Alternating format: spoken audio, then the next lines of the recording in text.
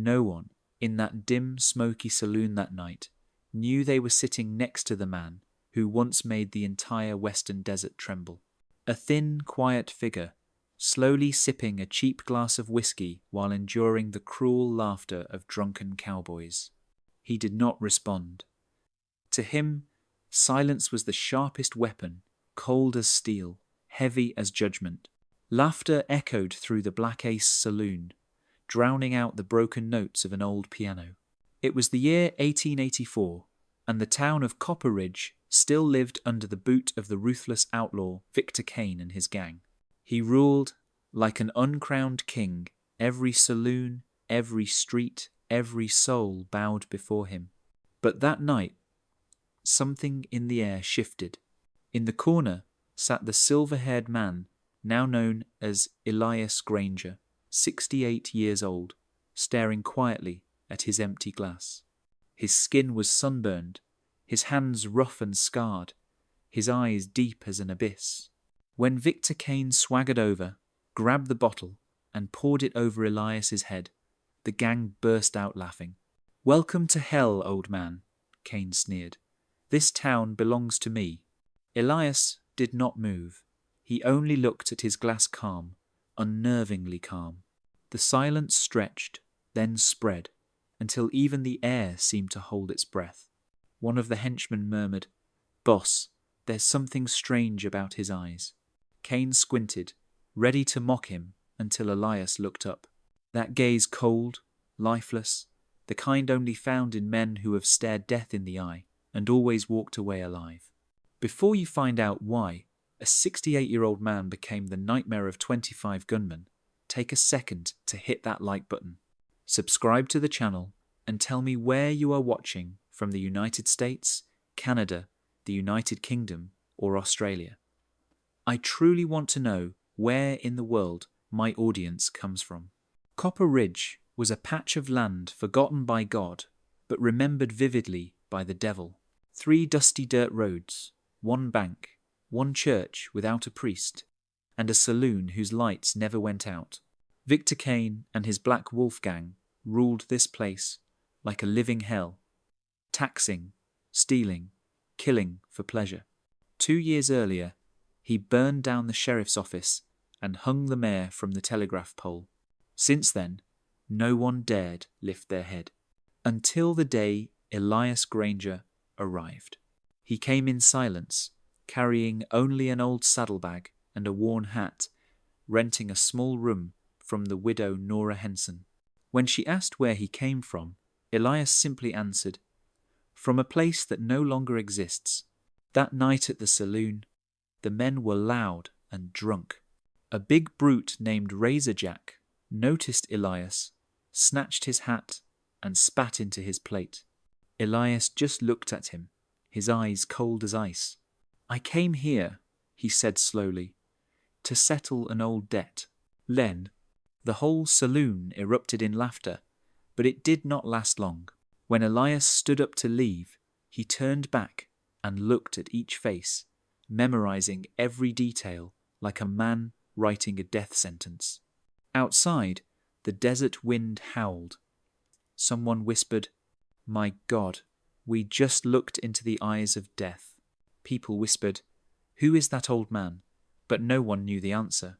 That night, the widow Nora Henson's inn was silent, except for the wind whistling through the cracks. In the small room upstairs, Elias Granger sat on the edge of the bed and opened his worn saddlebag. Inside was no weapon, only a yellowed photograph. In the picture stood a brown-haired woman beside a young lawman wearing a badge, holding a boy about 10 years old. Elias gently touched the woman's face. His lips moved as if to call her name, but no sound came out. No tears fell.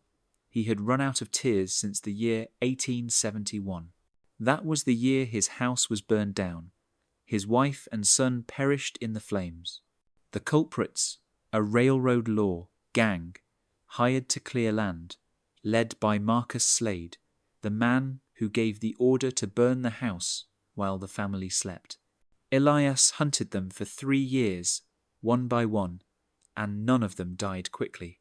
When the last one took his final breath, Elias vanished into the desert, leaving behind a name that made every gunfighter in the West shiver: the Silent Rider.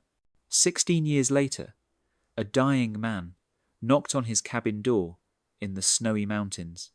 Before dying, he whispered 2 names, Copper Ridge and Marcus Slade. Upon hearing that, Elias tightened his grip on the photo. His eyes turned cold. The demon he thought he buried was still alive. That night, under the moonlight, the Silent Rider opened his eyes once more.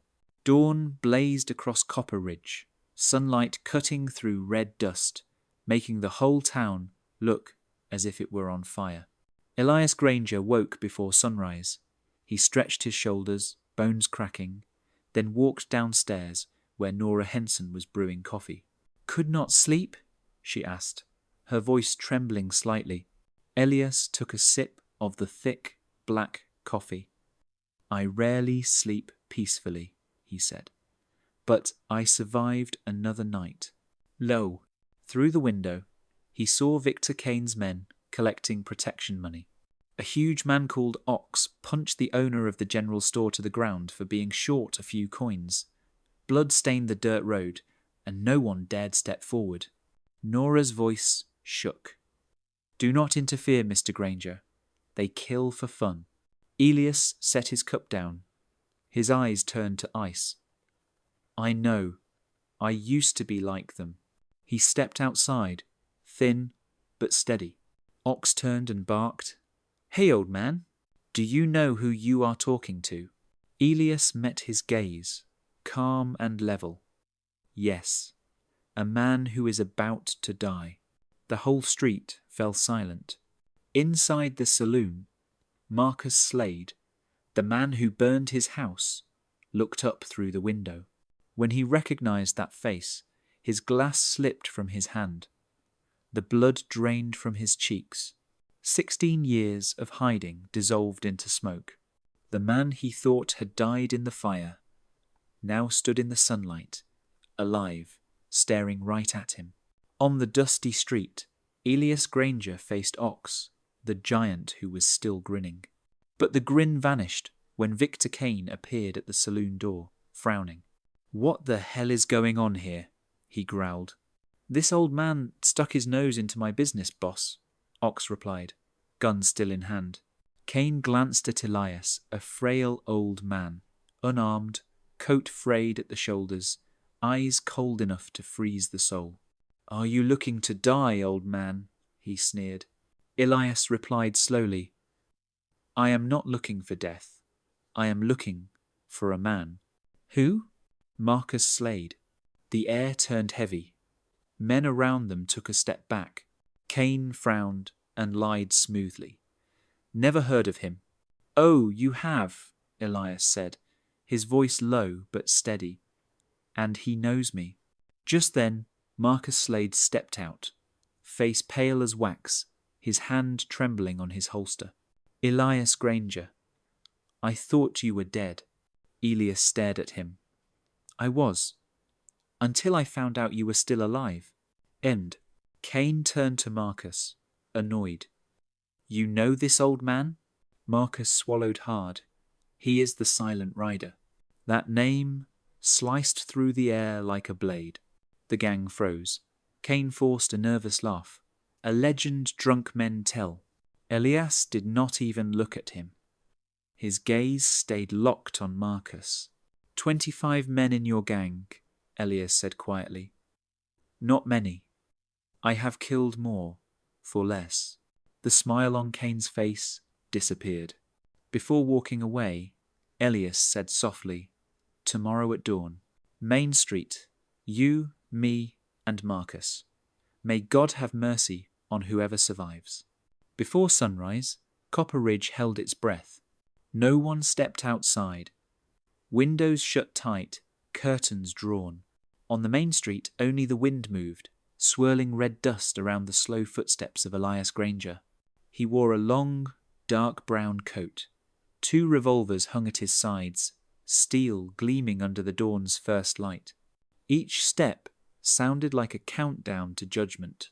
Inside the inn's kitchen, Nora Henson trembled as she held her coffee cup. "You do not have to do this, Elias," she whispered. "I must," he answered. "There is still a debt to be paid." He placed a few silver coins on the table. "If I do not return, use this for the burial. As for my horse, set him free." Elias walked to the center of the street and stopped in front of the Black Ace saloon. The sunlight turned crimson on the dust. Then the saloon doors swung open. Victor Kane stepped out first, followed by Marcus Slade and 23 armed men. Kane smirked. "Last chance, old man. Leave while you still can." Elias looked straight at him. "I am already dead. I came only to finish this." The gunmen spread out in a half circle. Kane laughed harshly. "Any last words?" Elias turned to Marcus, his voice deep as grinding stone. "Your boss gave the order to burn my house, but it was your hand that held the torch. They begged for mercy, and you answered with fire." Marcus dropped to his knees, voice shaking. I did not want to—" "But you did," Elias cut him off, voice sharp as a blade. The air grew still. Kane raised his hand, signaling his men. 23 guns pointed at Elias. He did not move. His hands hung by his sides, fingers inches from the grips. His eyes did not blink. For a moment, the world stopped. Then bang, bang, bang. 5 men fell instantly. Elias moved faster than the eye could follow. Each shot was perfect, precise. 15 seconds. 15 bodies. His bullets sang a mournful song of justice. Kane screamed, "He is a demon! Kill him!" But panic had taken hold. Elias kept firing each shot, finding its mark. When the smoke cleared, only 3 remained. Elias, Marcus, and Kane. Elias stepped forward, eyes empty. 23 are down, 2 remain. Kane drew his gun, shouting madly, "If I die, this traitor dies too." A thunderous shot cracked the dawn. Kane fell backward, a red hole between his eyes. Elias lowered his gun. "That bullet was for my family," he whispered. The gun smoke hung in the air, mingling with the smell of blood that coated Copper Ridge's main street. 23 bodies lay still, sunlight glinting off the barrels of cooling guns. Elias Granger stood there, thin but unshaken, his eyes calm as stone, cold as the desert wind. In front of him, Victor Kane stumbled backward, hands trembling as he tried to reload, muttering curses that made no sense. He is not human. Marcus Slade was on his knees, eyes blurred with smoke and tears. He looked up at Elias, voice hoarse and broken. "Do it. Finish it, Elias. I cannot live with this guilt." Before Elias could answer, Kane raised his gun, screaming, "If I die, he dies with me." A single gunshot split the air. Marcus opened his eyes, still alive. Kane lay dead, a clean hole in his forehead, blood running like a thin line. Elias lowered his weapon. "That bullet was not for revenge," he said quietly. "It was to end the curse." "Nee." He looked at Marcus, his eyes filled with sorrow. "You will live to remember, to redeem what is left of your soul." The desert wind blew, carrying away dust and smoke. Elias turned and walked slowly down the road. From the shadows, a black horse emerged silent as a ghost. He mounted without looking back. As the light of dawn spread, the silent rider rode away. Behind him lay a town of corpses, but for the first time, Copper Ridge was truly quiet. As the sound of Elias Granger's horse faded into the desert, Copper Ridge remained eerily still. The sunrise painted the town red, not with life, but with blood and endings. 23 bodies lay scattered across the main street. with Victor Kane among them, eyes wide open in his final terror. Only Marcus Slade remained alive, kneeling in the ruins, his hands shaking a man doomed to live with his sins. For the first time, the townsfolk dared to step outside. They looked around in disbelief. The demon who ruled Copper Ridge for years was dead. The Black Ace Saloon, once a den of sin, now stood silent as a grave. Some women knelt to pray, while others just stared toward the horizon where the black horse had vanished. Marcus staggered through the corpses, tears and dust mixing on his face. "He spared me," he whispered, voice trembling. "But I will carry that judgment for the rest of my life." Lend. And he knew no court could ever forgive the crime he could not forgive himself for. Years later, the story of the Silent Rider was still told around campfires. They spoke of the man who lost everything, his wife, his son, his soul, yet rose again as a symbol of justice in a lawless land. They whispered that sometimes justice does not wear a badge, and salvation does not come from a church, but from the dead who return to do the right thing one last time. Copper Ridge was reborn. Children ran through the streets again. Stores reopened. But whenever the wind blew through the canyon, people still swore they heard 2 gunshots echo from afar, bang, bang, a reminder that justice still wandered the desert. Some said they had seen an old rider on a black horse under the moon, his shadow and the horses merging into one before fading into the sands. No one knew if it was true or just a legend, but they still spoke his name, Elias Granger, the Silent Rider, a symbol of justice that asked for nothing, stayed for a moment, and left behind silence and peace. If this story moved you, leave a like, share it, and subscribe so we can meet again among the next legends born in the winds of the West.